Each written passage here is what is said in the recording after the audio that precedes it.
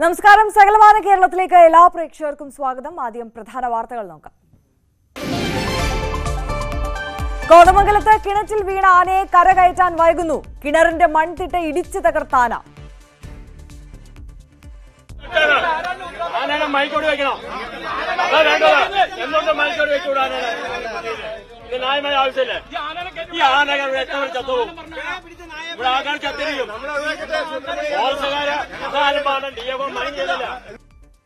പ്രതിഷേധവുമായി നാട്ടുകാർ. സ്ഥലത്ത് നിന്നൊഴിഞ്ഞു പോകാൻ ജനങ്ങൾക്ക് നിർദ്ദേശം.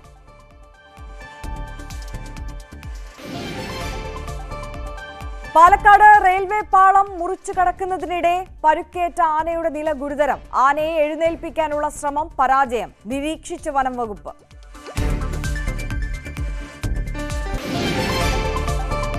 ഉഞ്ചിയത്ത് ദുരൂഹ സാഹചര്യത്തിൽ 2 യുവാക്കൾ മരിച്ച നിലയിൽ. ഒരാൾ ഗുരുതരാവസ്ഥയിൽ. ആളൊഴിഞ്ഞ പറമ്പിൽ മൃതദേഹം കണ്ടെത്തിയത് നാട്ടുകാർ. ആലപ്പുഴ പള്ളാത്തുരുത്തി പാലത്തിൽ നിന്ന് കായലിൽ ചാടിയവർക്കായി തെരച്ചിൽ. പുലർച്ചെ കായലിൽ ചാടിയത് യുവതിയും യുവാവും. കൊച്ചി നഗരത്തിൽ ബൈക്ക് മോഷണ സംഘങ്ങൾ സജീവം. പട്ടാപ്പകൽ ATMന് മുന്നിൽ നിർത്തിയ സ്കൂട്ടർ മോഷ്ടിച്ചു. CCTV ദൃശ്യം പുറത്ത്. വിഷുവിനെ വരവേൽക്കാൻ നാട്. പടക്ക വിപണി സജീവം. കണിവെള്ളരി കൃഷിയിൽ 100 മേനി വിളവുമായി വല്ലപ്പുഴയിലെ കർഷകർ.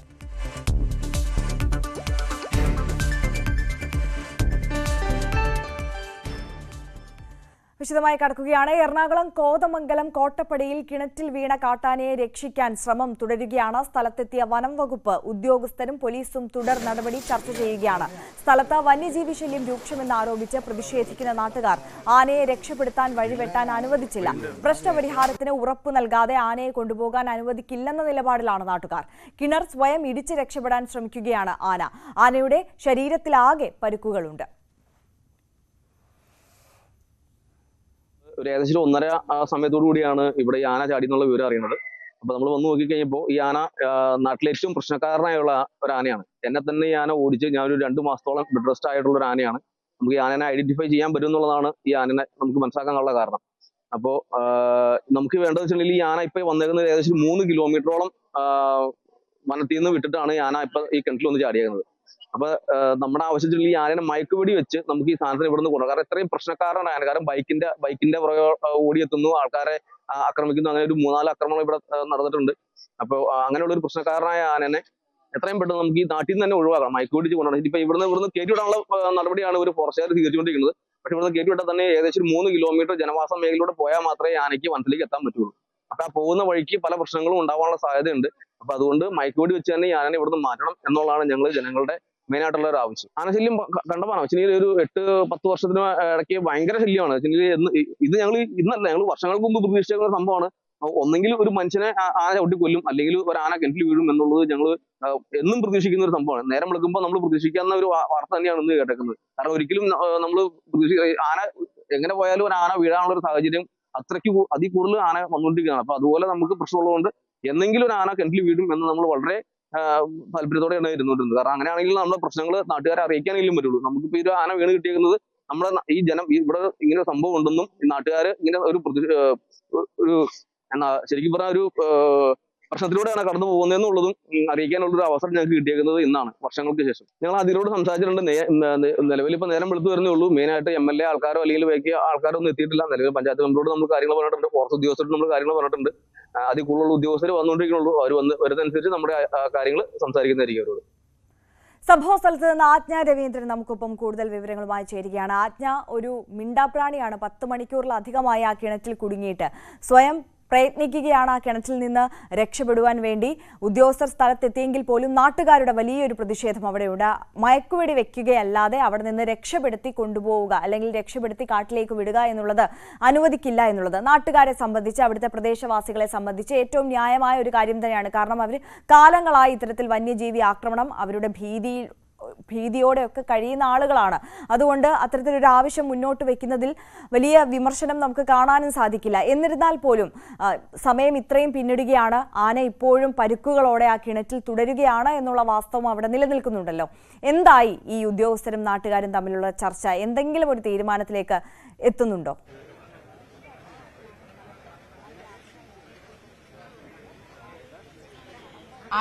ആര്യ സൂചിപ്പിച്ചതുപോലെ വലിയ പ്രതിഷേധത്തിലാണ് ഇവിടുത്തെ നാട്ടുകാർ. പ്രത്യേകിച്ചും ഇപ്പോൾ നമുക്ക് പിന്നിലുള്ള ഈ കിണറിൽ ആന ആ മണ്ണിടിച്ച് കയറാനുള്ള നീക്കങ്ങൾ നടത്തിക്കൊണ്ടിരിക്കുകയാണ്. ഒരു പക്ഷേ ആനയ്ക്ക് കയറാൻ പറ്റില്ല എന്ന് ഒരു നിരീക്ഷണം ഉണ്ടെങ്കിൽ പോലും ഒരു പക്ഷേ കയറിയാൽ ആന വലിയ നാശനഷ്ടങ്ങൾ ഉണ്ടാക്കിയായിരിക്കും വനത്തിലേക്ക് മടങ്ങിപ്പോവുക എന്നുള്ളതാണ് ഇവിടെയുള്ളവരുടെ നിരീക്ഷണവും. ഒരു പക്ഷേ അത് അവരുടെ പരിചയം കൊണ്ട് അവർ നമ്മളോട് പറയുന്നതാകാം, അല്ലെങ്കിൽ അങ്ങനെ ഒരു ആശങ്കയുണ്ടാകും. കാരണം അങ്ങേയറ്റം പരുക്കേറ്റ് നിൽക്കുന്ന ഒരു ജീവിയാണ്, വന്യമൃഗമാണ്. അതിന് എന്ത് നാശനഷ്ടമാണ് താൻ ഉണ്ടാക്കാൻ പോകുന്നതെന്നുള്ളൊരു ധാരണയില്ലാത്ത, അല്ലെങ്കിൽ അതിന് അങ്ങനെ സെൻസ് ചെയ്യാൻ പറ്റാത്ത ഒരു ജീവിയാണ്. അതിനെ സംബന്ധിച്ച് അതിന്റെ ശരീരം മുഴുവൻ മുറിവുകളാണ്.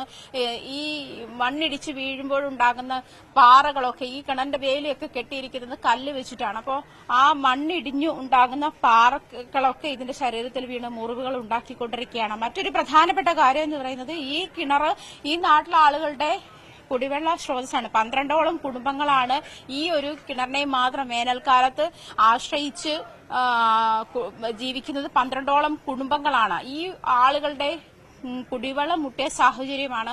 ഈ കിണർ നന്നാക്കുന്ന സാഹചര്യം എന്താണ്? അല്ലെങ്കിൽ ഈ പ്രദേശത്തേക്ക് കുടിവെള്ളം എത്താതിരിക്കുമ്പോൾ ഇവിടുത്തുകാരൊക്കെ ആശ്രയിക്കുന്നത് ഈ കിണറിനെയാണ്.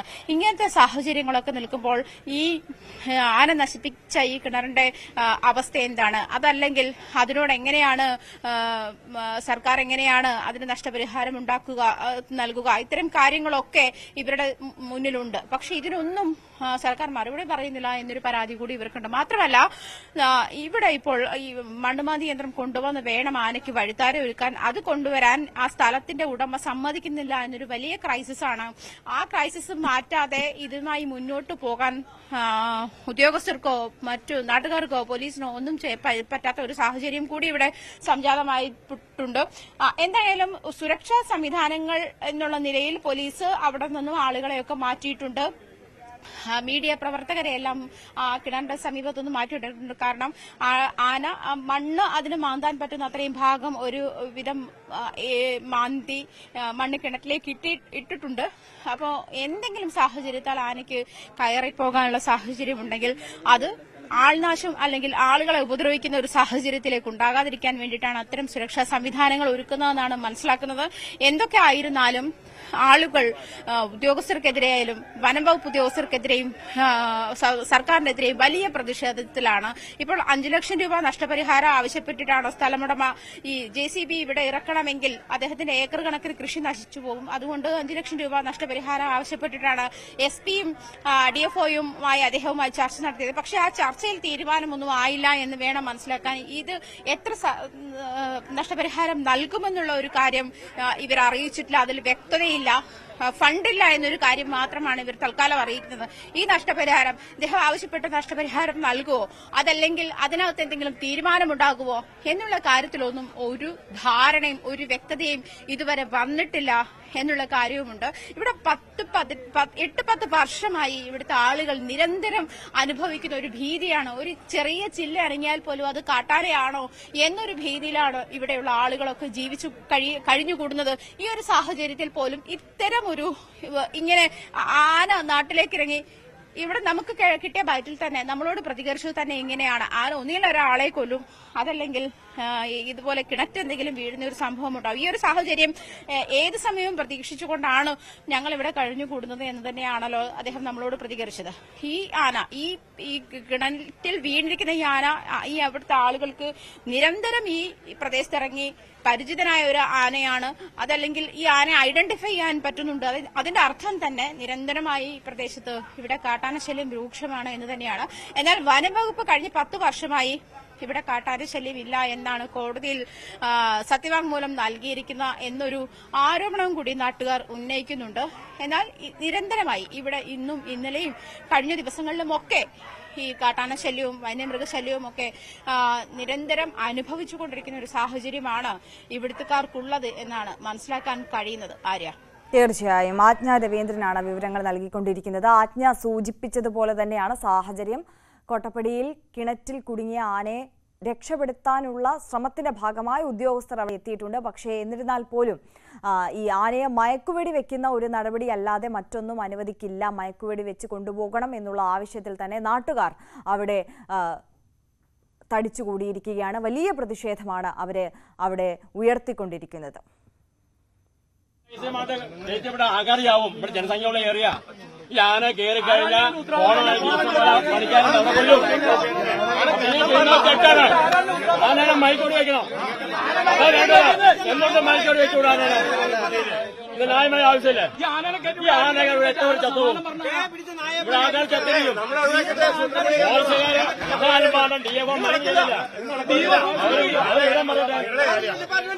ഞങ്ങളെ നാട്ടുകാരെ ഞങ്ങളെ മൊത്തം ഞങ്ങൾ അനുഭവിക്കുന്ന ആൾക്കാരെ മൊത്തം ഇവിടെ വിഷയമല്ല. ഞങ്ങൾ 8 കൊല്ലായി അനുഭവിക്കും. 8 കൊല്ലായി എന്റെ അവരെല്ലാം മുങ്ങിയെടുക്കുക. നമ്മളെ ചർച്ച വേണം. എന്തുകൊണ്ടാണ് ചർച്ച ചെയ്യാം? ഒരു കാര്യം അവർ അംഗീകരിച്ചിട്ടില്ല. അവരെ ഇറങ്ങി പോവാണ്.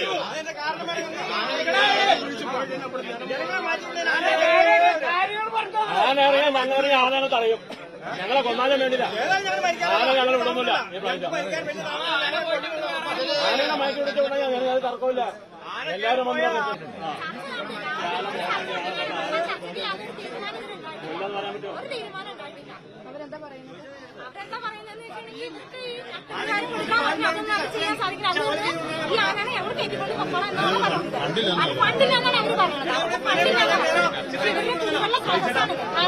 പഞ്ചായത്തില് ഇവിടെ 7-8 ദിവസം ചില ദിവസങ്ങൾ 21 ദിവസം കഴിഞ്ഞിട്ട് വെള്ളം വന്ന സാഹചര്യം ഉണ്ടായിട്ടുണ്ട്. പക്ഷെ ഇവർക്ക് ആ സമയത്ത് നമ്മൾ കുടിവെള്ളമില്ല. കുടിവെള്ളമില്ലാത്ത സാഹചര്യത്തിലാണ് ഇവരുടെ കുടിവെള്ളം സ്രോതസ് കുടിക്കുന്നത്. അപ്പൊ അങ്ങനെ അവർക്ക് കുടിവെള്ളമില്ലാത്ത സാഹചര്യത്തിൽ ഇവർ ചെയ്തു കൊടുക്കേണ്ട ഉത്തരവാദിത്തം കടമയാണ്.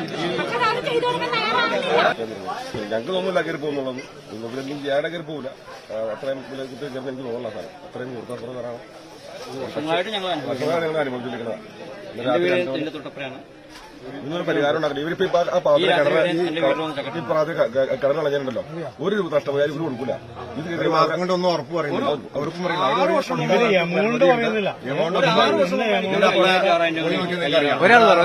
ഒരുപാട് റബ്ബറുകൾ ഓടിച്ചിട്ടുണ്ട്. ഒരു കുടി കയറിയിട്ട് ഈ ചേട്ടൻ അന്യന്റെ പറമ്പിൽ ആ റബ്ബർ മൊത്തം ഒടിച്ചു വിടുന്നു. അവരൊന്നും അതിന് കർഷകരായിട്ടൊന്നും അത് പറയാനുള്ളതൊന്നും ചെയ്യുന്നില്ല. യെസ്, നാട്ടുകാർ സൂചിപ്പിച്ചതുപോലെ തന്നെ അത്തരത്തിൽ നിരവധി പ്രശ്നങ്ങൾ ഈ വിഷയവുമായി ചുറ്റിപ്പറ്റി അവിടെ ഉണ്ട് എന്നുള്ളതാണ്. 12ഓളം കുടുംബങ്ങൾ ആശ്രയിക്കുന്ന കിണറ്റിലാണ്, കുടിവെള്ള സ്രോതസ്സിലാണ് ഇപ്പോൾ ഈ ആന ഉള്ളത്. അവരുടെ ഏക കുടിവെള്ളത്തിനായി ആശ്രയിക്കാൻ കഴിയുന്ന ഒരു സ്രോതസ്സാണ് എന്നുള്ള ഒരു കാര്യം കൂടിയുണ്ട്.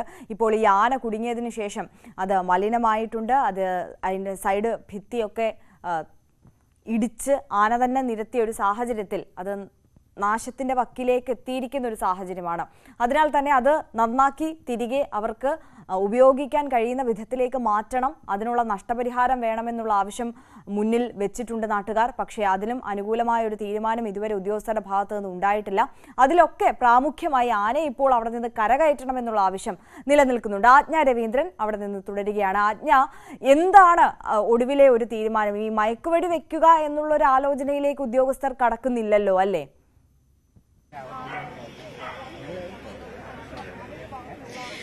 ആരെ ഇപ്പോൾ എൽദോസ് കുന്നപ്പള്ളി MLA നമ്മോടൊപ്പം ഉണ്ട്. നമുക്ക് അദ്ദേഹത്തോട് കൂടുതൽ ചോദിക്കാം. സർക്കാരിന്റെ ഭാഗത്തുനിന്ന് എന്ത് നീക്കം ഉണ്ടായെന്നാണ്? സർക്കാരിന്റെ ഭാഗത്തുനിന്ന് ക്രിയാത്മകമായ നടപടികൾ പല സന്ദർഭങ്ങളിലും ഇതേ ഘട്ടത്തിൽ ഉണ്ടാകാറില്ല. രാഷ്ട്രീയപരമായിട്ട് പറയുന്നതല്ല. കാരണം ഈ മേഖലയിലുള്ള ആളുകൾ ജനവാസ മേഖലയിൽ കാടുമായി ബന്ധപ്പെട്ട് കിടക്കുന്ന സ്ഥലങ്ങളിലെ ആളുകൾക്ക് രാത്രി ഉറങ്ങാൻ പറ്റാത്ത സാഹചര്യം ഉണ്ടാകുന്നു. ഇവിടെ ഈ നിത്യസംഭവമായി കോട്ടപ്പടി അല്ലെങ്കിൽ വേങ്ങൂര് ഈ ഭാഗത്തൊക്കെല്ലാം നിത്യ സന്ദർഭങ്ങളായി മാറിക്കൊണ്ടിരിക്കുക. അപ്പോൾ ഈ ആനകൾ മൂലമുണ്ടാവുന്ന പ്രതിസന്ധി നിത്യ സംഭവങ്ങളായി മാറിക്കൊണ്ടിരിക്കുന്നു. അപ്പോൾ ഇതിന് ക്രിയാത്മകമായ നടപടി ഗവൺമെന്റിൽ നിന്നുണ്ടാകും. ഒരാനയെ കിട്ടി അതിനെ പിടിച്ചു തുരുത്തി, അതുകൊണ്ട് കാര്യമില്ല. ഈ ആനയെ ഇപ്പോൾ രക്ഷിക്കുന്നതിനുള്ള നടപടിക്രമങ്ങൾ എന്തായി? ഒപ്പം തന്നെ ഈ ആളുകളുടെ ഒരു ആശങ്ക കൂടി പരിഹരിക്കേണ്ട സാഹചര്യമല്ലേ? ജനങ്ങൾക്ക് ഇതുമായി ബന്ധപ്പെട്ട് വലിയ ആശങ്കയുണ്ട്. കാരണം ആനയെ കയറ്റി ഓടിച്ചു വിട്ടാൽ മാത്രം പോരാ. ഇവിടുന്ന് 3 കിലോമീറ്റർ അപ്പുറമാണ് കാട്. അപ്പൊ അത്രയും ദൂരത്തേക്ക് ആന ഇറങ്ങി വരുന്നു. അപ്പൊ ജനങ്ങൾ ആവശ്യപ്പെടുന്നത് ഈ ആനയെ പിടിച്ചതിന് ശേഷം അതിന് മയക്കുവെടി വെച്ച് പ്രാഥമിക ചികിത്സ കൊടുത്ത് അതിന് ഭക്ഷണം കൊടുത്തതിന് ശേഷം ആനയെ ഇവിടുന്ന് കൊണ്ടുപോയി കാട്ടിൽ അയച്ചുവിടുക എന്നുള്ളതാണ് ആളുകൾ ആഗ്രഹിക്കുന്നത്. തീർച്ചയായിട്ടും RDO ആയിട്ട് സംസാരിച്ചിട്ടുണ്ട്. അതിനുശേഷം കളക്ടറുമായി ബന്ധപ്പെട്ടിട്ട് ഇവിടെ 144 പ്രഖ്യാപിക്കാനും ആളുകളെ മാറ്റാനും ആനയെ അതിനുശേഷം രക്ഷപ്പെടുത്തി ആനയെ കൊണ്ടുപോകാൻ വേണ്ട നിർദ്ദേശമാണ് നൽകിയിട്ടുള്ളത്. MLA-ക്ക് അറിയാം, നമ്മുടെ നേര്യമംഗലത്തെ ഒരു സ്ത്രീ മരിച്ചതിന് ശേഷം അന്ന് നമ്മൾ സമരപന്തലിൽ വെച്ച് കണ്ടതാണ്. നിങ്ങൾ ഉൾപ്പെടെ നിരാഹാര സമരത്തിലേക്ക് പോയ ഒരു സാഹചര്യം കൂടിയുണ്ട്. എന്നിരുന്നാൽ പോലും ഇതൊരു വലിയ ഇഷ്യൂ ആയിട്ട്, പ്രത്യേകിച്ച് വനമേഖലയിലുള്ള ആളുകളെ, കർഷകരെ സംബന്ധിച്ച് വലിയൊരു ഇഷ്യൂ ആയിട്ട് മാറിക്കൊണ്ടിരിക്കുകയാണ്. ഈ ഒരു സാഹചര്യത്തിൽ എന്ത് നടപടിയാണ് പ്രതിപക്ഷത്തിന്റെ ഭാഗത്തുനിന്നുണ്ടാകുന്നത്? അല്ല, ഇതൊരു പൊതുവായ പ്രശ്നമാണ്. പ്രതിപക്ഷമെന്നോ ഭരണപക്ഷമെന്നോ ഉള്ള വ്യത്യാസം ഇവിടുത്തെ ആളുകൾക്കില്ല. ഇവർക്ക് ജീവിക്കണം, ഇവർക്ക് മരണപ്പെട്ടു പോകരുത്. ഇവർ ബന്ധുമിത്രാദികൾ ആന ചവിട്ടി കൊല്ലുന്നു, രാത്രി കിടന്നുറങ്ങാൻ പറ്റാത്ത സാഹചര്യം ഉണ്ടാകുന്നു. അതിൽ പ്രതിപക്ഷ വ്യത്യാസമില്ല. ഗവൺമെന്റ് എത്രയും പെട്ടെന്ന് ഇതിൽ നടപടി സ്വീകരിക്കുക, ഫണ്ട് അനുവദിക്കുക എന്നുള്ള, ഹാങ്ങിങ് ഫെൻസിങ് അനുവദിക്കുക ഈ ഭാഗങ്ങളിലെല്ലാം എന്നുള്ളത്, അത് ത്വരിതഗതിയിൽ നടപടികൾ സ്വീകരിക്കുക എന്നുള്ളതാണ്. എങ്കിൽ മാത്രമേ ജീവിക്കാൻ പറ്റൂ ഇവിടെയുള്ള ആളുകൾക്ക്. അല്ലെങ്കിൽ ഇവരെങ്ങോട്ട് പോകാനാണ്? ഇവർ രാത്രി പുറത്തിറങ്ങാൻ പറ്റുന്നില്ല, കുട്ടികൾക്ക് സ്കൂളിൽ പോകാൻ പറ്റുന്നില്ല. ഇവിടെ അതോടൊപ്പം തന്നെ വൈകുന്നേരമായി കഴിഞ്ഞാൽ റോഡിലൂടെ യാത്ര ചെയ്യാൻ കഴിയുന്നില്ല. വീടിന്റെ പുറത്ത് തന്നെ വലിയ ബുദ്ധിമുട്ടുള്ള സാഹചര്യങ്ങളുണ്ട്. ഇപ്പൊ ഈ സാഹചര്യങ്ങൾ മനസ്സിലാക്കി ഇതിനാവശ്യമുള്ള എസ്റ്റിമേറ്റ് എടുത്ത് എത്രയും പെട്ടെന്ന് നടപടികൾ ഉണ്ടാകുക എന്നുള്ള, മരണപ്പെട്ട ആൾക്ക് പണം കൊടുത്തുകൊണ്ട് കാര്യമില്ല. അങ്ങനെ എത്രയോ ലക്ഷങ്ങൾ കൊടുത്താലും പ്രശ്നങ്ങൾക്ക്, പ്രതിസന്ധികൾക്ക് വിരാമം ഉണ്ടാകുന്നില്ല. അപ്പൊ അതുകൊണ്ട് ഗവൺമെന്റ് എത്രയും പെട്ടെന്ന് ഈ നടപടികളുമായി ബന്ധപ്പെട്ട് മുന്നോട്ട് പോവുക. ഇപ്പോൾ RDO ആയിട്ട് സംസാരിച്ചിട്ടുണ്ട്. ഇതിനെ രക്ഷപ്പെടുത്തി ഇതിനെ കാട്ടിലേക്ക് മാറ്റാൻ കഴിയും. പക്ഷേ നാളെ ഇതേ അവസ്ഥ വീണ്ടും സംജാതമാകും. ഇപ്പോൾ 3, 4, 5 കിലോമീറ്റർ അപ്പുറത്തുനിന്നാണ് ആനകൾ ഇറങ്ങി വരുന്നത്. ഈ ഒരു പ്രശ്നം വീണ്ടും വീണ്ടും ഉണ്ടാകാനുള്ള സാധ്യതയുണ്ട്. അതിനെന്തെങ്കിലും നടപടികൾ സ്വീകരിക്കുക എന്നുള്ളതാണ് ഞങ്ങൾക്ക് ആവശ്യപ്പെടാനുള്ളത്. ഇതിപ്പോ DFO ആയാലും SP ആയാലും ഈ സ്ഥല ഉടമയുമായി ചർച്ച നടത്തുന്ന ഒരു സാഹചര്യമുണ്ടായി. പ്രത്യേകിച്ച് ഇങ്ങോട്ട് JCB കടത്തിവിടത്തില്ല. അദ്ദേഹത്തിന്റെ ലക്ഷക്കണക്കിന് രൂപയുടെ കൃഷി നശിക്കുന്ന ഒരു സാഹചര്യമുണ്ട്. അപ്പൊ നഷ്ടപരിഹാരം ആവശ്യപ്പെട്ടിട്ടുണ്ട്. പക്ഷെ അതിലൊരു തീരുമാനമായിട്ടുമില്ല എന്നാണ്. അപ്പൊ ഇവിടെ നിൽക്കുന്ന ആളുകളെ സംബന്ധിച്ചിട്ട്, ഇപ്പം ഞങ്ങളെ സംബന്ധിച്ചിട്ടായിരുന്നു ഒരു വലിയ ക്രൈസിസിലേക്കാണ് അത് കൊണ്ടുപോകുന്നത്. ഏത് സമയത്തും ആന അത് ഇടിച്ചു വീഴ്ത്താവുന്ന ഒരു ഭീതി ആളുകളെ സംബന്ധിച്ചിട്ടുണ്ട്. അച്ഛനെ മയക്കുമടി വെച്ചിട്ട് ഇത് ആനയെ കടത്തിവിടണം എന്നൊരു സാഹചര്യം കൂടി ഇവിടെ നിലനിൽക്കുന്നുണ്ട്. അപ്പൊ ആളുകൾ പ്രക്ഷോഭത്തിൽ തന്നെയാണ്. അതിനെന്തെങ്കിലും പരിഹാരമോ എന്തെങ്കിലും നിർദ്ദേശമോ സജസ്റ്റ് ചെയ്യാനുണ്ടോ? അല്ല, ജനങ്ങളുടെ ഒരു പ്രശ്നം പൊതുവായിട്ടുണ്ട്. സ്ഥല ഉടമയുടെ ഒരു പ്രശ്നമുണ്ട്. ഇവിടുത്തെ കിണർ തന്നെ, ആ കിണർ ഒട്ടേറെ ആളുകൾ കുടിവെള്ളം ഉപയോഗിക്കുന്ന കിണറാണത്. ആ കിണർ ഇടിഞ്ഞു പോകുന്ന അവസ്ഥയുണ്ടായി. ഇനി JCB അടക്കം ഇങ്ങോട്ട് വരുമ്പോൾ ഇവിടുത്തെ കൃഷികൾ നശിപ്പിക്കേണ്ട അവസ്ഥയുണ്ടാകും. അപ്പൊ ഈ സ്ഥല ഉടമയ്ക്ക് അതുമായി ബന്ധപ്പെട്ട ഒരു നഷ്ടപരിഹാരം കൊടുക്കാൻ സർക്കാർ ബാധ്യസ്ഥമാണ്. തീർച്ചയായും ആ രീതിയിൽ മന്ത്രിതലത്തിൽ ഇത് ബന്ധപ്പെടേണ്ടതുണ്ട്. സ്ഥല ഉടമയ്ക്ക് ആവശ്യമുള്ള നഷ്ടപരിഹാരം കൊടുക്കണം. അതോടൊപ്പം തന്നെ ആനയെ സേഫായിട്ട് ഇവിടുന്ന് മാറ്റണം. ജനങ്ങൾക്ക് ഒരു പ്രതിസന്ധി ഉണ്ടാകരുത്. ജനങ്ങളുടെ ജീവന് ഒരു പ്രശ്നവും ഇനി ഉണ്ടാകാൻ പാടില്ല. ഇപ്പൊ ഇവിടെ അതുകൊണ്ട് തന്നെ ജനങ്ങളുടെ പൊതുവായ ആശങ്കകൾ നിലനിൽക്കുകയാണ്. അപ്പൊ അത് ഈ സ്ഥല ഉടമയുമായി സംസാരിച്ചിട്ട് അദ്ദേഹത്തിന്റെ കിണറിന് നഷ്ടം, എത്ര ദിവസം കഴിഞ്ഞാൽ വെള്ളം റെഡിയായി കിട്ടുകയുള്ളൂ, ആ വെള്ളം മുഴുവൻ നശിക്കുന്ന അവസ്ഥയുണ്ട്. അപ്പൊ എല്ലാം ക്ലീൻ ചെയ്യണം. ഈ കൊടിയ വേനലാണിപ്പോ.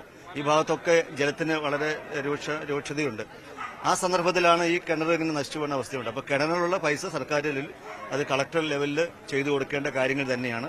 പിന്നെ നിലവിൽ ഇത്തരം പ്രതിസന്ധി ഉണ്ടാകാതിരിക്കാനുള്ള നടപടിക്രമങ്ങൾ ഉണ്ടാകുക എന്നുള്ളത്. അപ്പൊ ജനങ്ങൾ പറയുന്ന ആശങ്കയും സ്ഥല ഉടമ പറയുന്ന ആശങ്കയ്ക്കും ഇവിടുത്തെ വേണ്ട വിലയുണ്ട്. അത് ഗവൺമെന്റും ഉദ്യോഗസ്ഥരും വേണ്ട രീതിയിൽ കണക്ക് എടുക്കണം.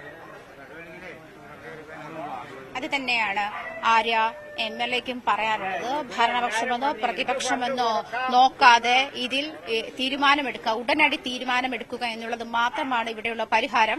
അതേസമയം ഫണ്ടില്ല എന്നുള്ള കാര്യത്തിൽ സർക്കാർ ഈ കാര്യത്തിൽ തീരുമാനമെടുക്കാൻ വൈകുന്നു എന്നൊരു ആശങ്കയും ഇവിടുത്തുകാർക്കുണ്ട്, ഉദ്യോഗസ്ഥർക്കുണ്ട്, അതല്ലെങ്കിൽ ഇവിടെ കൂടി നിൽക്കുന്ന ആളുകൾക്കുണ്ട്. ഈ ഒരു സാഹചര്യം കൂടി കണക്കിലെടുത്തുകൊണ്ട് വേണം ഇക്കാര്യത്തിൽ നടപടിയെടുക്കാൻ. എന്നാൽ അടിയന്തര നടപടി ഉണ്ടാകുന്നുമില്ല എന്നൊരു ആശങ്കയുണ്ട്. എന്നിരുന്നാലും ഈ ആനയെ കയറ്റിവിടുക ഒരു അനിവാര്യതയാണ്. ഇവിടുത്തെ ആളുകളെ സംബന്ധിച്ച് എല്ലാവരും ഇവിടെ കൂടിയിരിക്കുന്നത് ഇവിടുത്തെ 10-12 ആളുകളുടെ കുടുംബങ്ങളുടെ കുടിവെള്ള സ്രോതസ്സാണ്.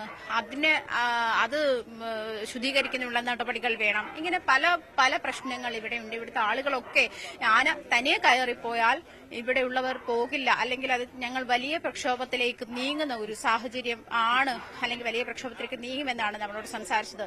ഇത്തരം സാഹചര്യങ്ങൾ വലിയ ക്രൈസിസ് തന്നെയാണ് നമ്മളും ഇപ്പോൾ ഫേസ് ചെയ്തുകൊണ്ടിരിക്കുന്നത് എന്ന് വേണം മനസ്സിലാക്കാൻ. ആര്യ, തീർച്ചയായും ആജ്ഞ രവീന്ദ്രനാണ് സംഭവ സ്ഥലത്ത് നിന്ന് വിവരങ്ങൾ നൽകിയത്. ഇപ്പോൾ സൂചിപ്പിച്ചതുപോലെ തന്നെ ഈ സ്ഥല ഉടമ പറയുന്ന കാര്യത്തിനും നാട്ടുകാർ പറയുന്ന ആവശ്യങ്ങൾക്കും ഒക്കെ തന്നെയും ന്യായമുണ്ട്. അതിലൊക്കെ ഉപരിയായി പക്ഷേ പ്രാമുഖ്യമായി കാണേണ്ടത് ആനയെ കിണറ്റിൽ നിന്ന് രക്ഷിക്കുക എന്നുള്ളതാണ്. അത്രത്തോളം 10 മണിക്കൂറോളം പിന്നിട്ടിരിക്കുന്നു ആന കിണറ്റിൽ കുടുങ്ങിയിട്ട്. പരുക്കുകളുണ്ട്. സ്വയം രക്ഷപ്പെടാൻ വളരെ പാടുപെട്ട് പരിശ്രമിച്ചുകൊണ്ടിരിക്കുകയുമാണ്. അപ്പോൾ ആ ഒരു തലത്തിൽ, ആ ഒരു വിഷയത്തിൽ എത്രയും പെട്ടെന്ന് നടപടി ആലോചിച്ച്, ഉദ്യോഗസ്ഥ തലത്തിൽ ആലോചിച്ച് നടപടിയിലേക്ക് കടക്കേണ്ട സമയം അതിക്രമിച്ചു എന്ന് തന്നെ പറയാം. മറ്റൊരു വാർത്തയിലേക്ക് കടക്കുമ്പോൾ, പാലക്കാട് കൊട്ടേക്കാട് റെയിൽപാളം മുറിച്ച് കടക്കുന്നതിനിടെ പരിക്കേറ്റ ആനയുടെ നില ഗുരുതരമായി തുടരുന്നു. ആനയ്ക്ക് പിൻകാലുകൾക്ക് ബലം കൊടുക്കാനാകുന്നില്ല. കിടപ്പിലായ ആനയെ എഴുന്നേൽപ്പിക്കാനുള്ള ശ്രമം പരാജയപ്പെട്ടു.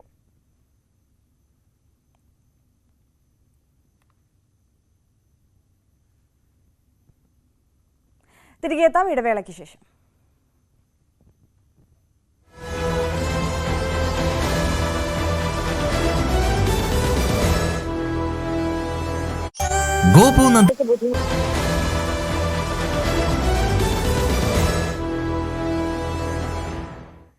തിരികെ വാർത്തകളിലേക്ക് മടങ്ങിയെത്തുമ്പോൾ, കൊച്ചി നഗരത്തിൽ വീണ്ടും ബൈക്ക് മോഷണ സംഘങ്ങൾ സജീവമാകുന്നു. അതിവിദഗ്ധമായി സ്കൂട്ടർ മോഷ്ടിക്കുന്ന ദൃശ്യങ്ങൾ പുറത്തുവന്നു. ന്യൂസ് 18 ക്യാമറാമാൻ ശ്യാം ലാലിന്റെ സ്കൂട്ടർ രാവിലെ 8 മണിക്കാണ് മോഷണം പോയത്.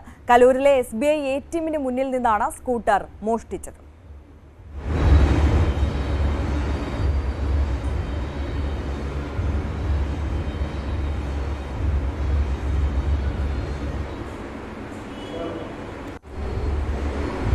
ആളെ ഫേസ് കിട്ടത്തില്ല.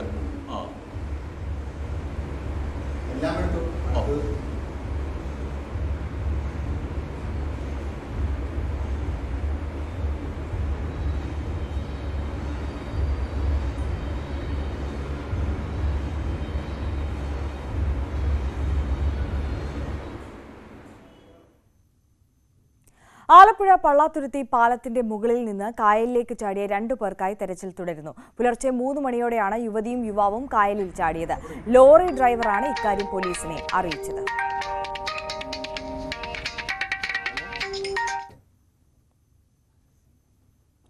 വടകര ഒഞ്ചിയത്ത് 2 യുവാക്കളെ മരിച്ച നിലയിൽ കണ്ടെത്തി. ഒഞ്ചിയം നെല്ലാച്ചാരിക്കുനി കുളങ്ങര ആളൊഴിഞ്ഞ പറമ്പിലാണ് മൃതദേഹം കണ്ടെത്തിയത്. തട്ടോളിക്കര മീത്തൽ അക്ഷയ്, കാളിയത്ത് രൺദീപ് എന്നിവരെയാണ് മരിച്ച നിലയിൽ കണ്ടെത്തിയത്. ഒരാളെ അവശനിലയിൽ വടകരയിലെ സ്വകാര്യ ആശുപത്രിയിൽ പ്രവേശിപ്പിച്ചു. എടച്ചേരി പോലീസ് സ്ഥലത്തെത്തി പരിശോധന നടത്തുകയാണ്. മൃതദേഹത്തിന് ഏതാനും മീറ്ററുകൾ ദൂരത്ത് സിറിഞ്ചുകൾ കണ്ടെത്തിയിട്ടുണ്ട്. ഫോറൻസിക് സംഘം സ്ഥലത്ത് എത്തിയിട്ടുണ്ട്.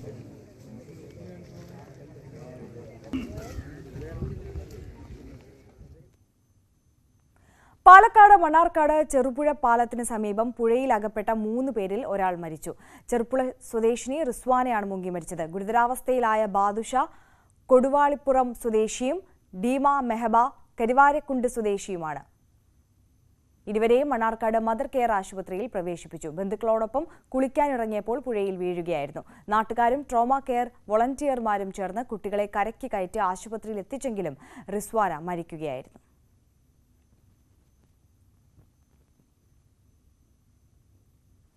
ഗുരുതര രോഗം ബാധിച്ച മാധ്യമപ്രവർത്തകൻ ചികിത്സയ്ക്കായി സുമനസ്സുകളുടെ സഹായം തേടുന്നു. വർക്കലയിലെ മുതിർന്ന മാധ്യമപ്രവർത്തകനും കവിയും എഴുത്തുകാരനുമായ സുരേഷ് DS കാപ്പിലാണ് തലച്ചോറിൽ രക്തസ്രാവം കണ്ടെത്തിയതിനെ തുടർന്ന് അടിയന്തര ചികിത്സയ്ക്കായി സഹായം തേടുന്നത്.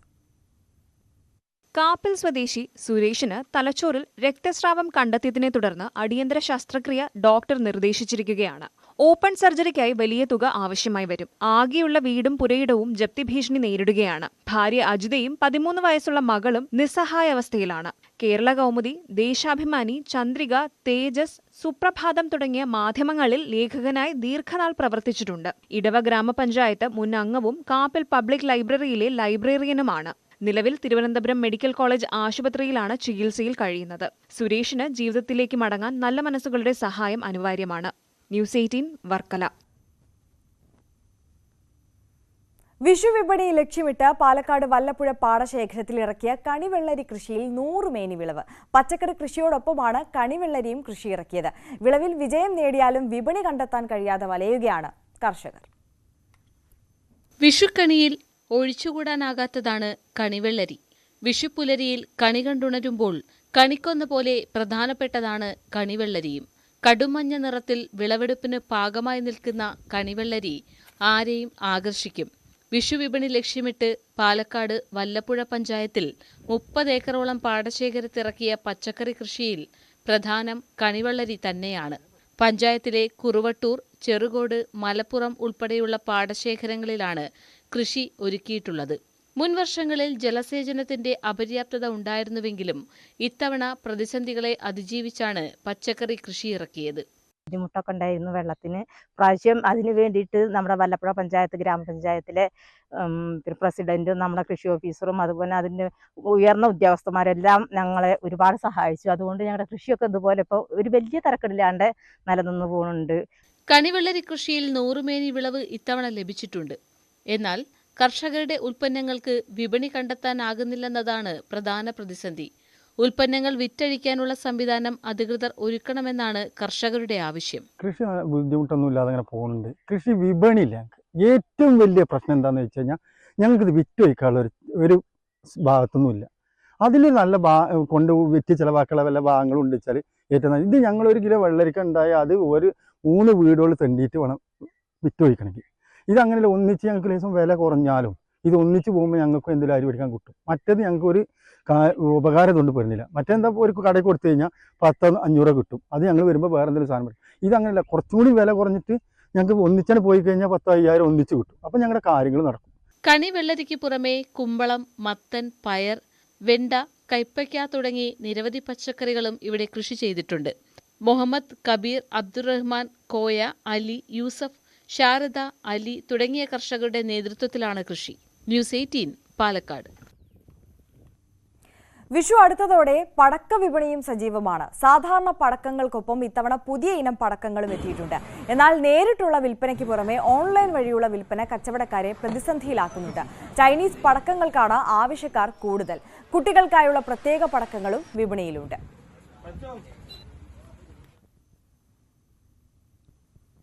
നോക്കാം സ്വർണം വെള്ളി നിരക്കുകൾ. കവിത ഗോൾഡ് ആൻഡ് ഡയമണ്ട്സ് ഇന്നത്തെ സ്വർണം വെള്ളി നിരക്കുകൾ നിങ്ങൾക്കായി സമർപ്പിക്കുന്നത്. വലിയ സ്വപ്നങ്ങൾ, വലിയ സന്തോഷങ്ങൾ, വലിയ collection. Kavitha gold and diamonds. സ്വർണം 22 ക്യാരറ്റ് ഗ്രാമിന് 6720 രൂപ, പവന് 53,760 രൂപ. സ്വർണം 18 ക്യാരറ്റ് ഗ്രാമിന് 5620 രൂപ, പവന് 44,960 രൂപ. വെള്ളി ഗ്രാമിന് 89 രൂപ, കിലോഗ്രാമിന് 89,000 രൂപ. കവിത ഗോൾഡ് ആൻഡ് ഡയമണ്ട്സ് ഇന്നത്തെ സ്വർണം വെള്ളി നിരക്കുകൾ നിങ്ങൾക്കായി സമർപ്പിക്കുന്നത്. വലിയ സ്വപ്നങ്ങൾ, വലിയ സന്തോഷങ്ങൾ, വലിയ collection. Kavitha gold and diamonds. സകലമാന കേരളം പൂർണ്ണമാകുന്നു. നമസ്കാരം.